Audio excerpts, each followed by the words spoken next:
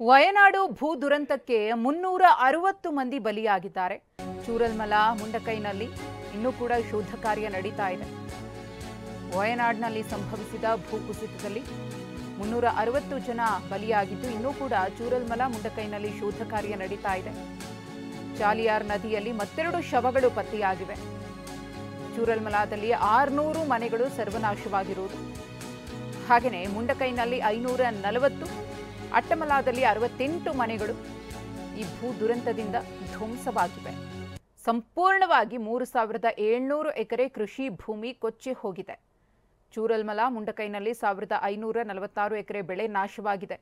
ಗುಡ್ಡ ಕುಸಿತ ಪ್ರವಾಹಕ್ಕೆ 21.11 ಕೋಟಿ ಮೌಲ್ಯದ ಬೆಳೆ ನಾಶವಾಗಿರುವುದು. ಇನ್ನೂ ಕೂಡ ಶೋಧ ಕಾರ್ಯ ಮುಂದುವರೆದಿದೆ. ಸೋಮವಾರ ಆದಂತಹ ದುರ್ಘಟನೆ ಇದು. ಮಧ್ಯರಾತ್ರಿಯಲ್ಲಿ ಸಂಭವಿಸಿದಂತಹ ಸರಣಿ ಭೂಕುಸಿತದಿಂದಾಗಿ ಸಂಪೂರ್ಣವಾಗಿ ಚೂರಲ್ಮಲ, ಮುಂಡಕೈ, ಅಟ್ಟಮಲ ಗ್ರಾಮಗಳು ಸರ್ವನಾಶವಾಗಿದ್ದು ಅಪಾರ ಪ್ರಮಾಣದಲ್ಲಿ ಬೆಳೆ ನಾಶವಾಗುವುದರ ಜೊತೆಗೆ 360 ಮಂದಿ ಸಾವನ್ನಪ್ಪಿದ್ದಾರೆ. ಇನ್ನೂ ಅನೇಕರ ಮೃತದೇಹಕ್ಕೋಸ್ಕರ ಪತ್ತೆ ಕಾರ್ಯ ಮುಂದುವರೆದಿದೆ. ವಯನಾಡು ಗುಡ್ಡ ಕುಸಿತದ ತೀವ್ರತೆಗೆ ಟ್ಯಾಂಕರ್ ನಜ್ಜುಗುಜ್ಜಾಗಿದೆ. ಗಮನಿಸ್ತಾ ಇದ್ದೀರಿ, ಗುರುತು ಹಿಡಿಯಲಾಗದಷ್ಟು ಜಜ್ಜಿ ಹೋಗಿದೆ ಟ್ಯಾಂಕರ್. ಸಂಪೂರ್ಣವಾಗಿ ಬೃಹತ್ ಬಂಡೆಗಳು ಅಪ್ಪಳಿಸಿದ್ದ ಟ್ಯಾಂಕರ್ ಧ್ವಂಸವಾಗಿರುವುದು. ತೈಲ ಸಾಗಾಟದ ಟ್ಯಾಂಕರ್, ಆದರೆ ಅದೊಂದು ಟ್ಯಾಂಕರ್ ಅಂತ ಹೇಳೋದಕ್ಕೆ ಯಾವುದೇ ರೀತಿಯ ಕುರುಹುಗಳು ಅಲ್ಲಿ ನಮಗೆ ಕಾಣ ಸಿಗ್ತಾ ಇಲ್ಲ.